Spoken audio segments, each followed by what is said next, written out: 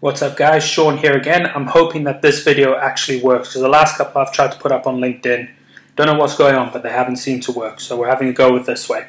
So this evening what we're going to talk about is can you put on muscle working from home? And the answer is yes. Yes you can. It works the exact same way as it does in the gym. You need to have progressive overload. You need to get your training right, so you're working whole body parts. So as opposed to being in the gym, being able to work your shoulders on their own, chest on their own, that kind of stuff.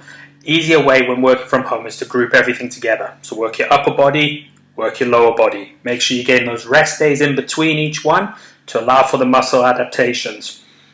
You're going to need to get your sets and reps right. So make sure you've got the right amount of sets and reps for you, specifically based on your training experience, what sort of diet you're following, all that kind of stuff. Also need to make sure that the program's right for you. So you get the program right with your reps and sets, your rest is right, you'll start to see those little gains coming on. Now for progressive overload, easy ways to try and alter it would be to increase the reps, reduce the rest. Different ways like that will stimulate the muscle more. Other ways you can do it is investing in some resistance bands. It also opens up to more options for your training, so you don't have to specifically do the same things. You can always add different bits in. And the last thing you can do is time under tension. So the time under tension is the negative phase of the movement as well as the positive if you wanted to work it both ways. And it's adjusting the tempo of each movement in order to get the most out of the lifts. And the last thing that you'll need to make sure you get right is your diet.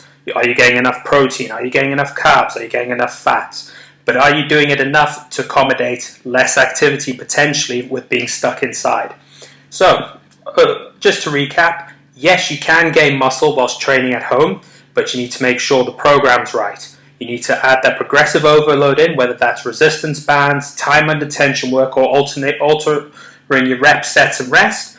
And lastly, you need to get your diet right.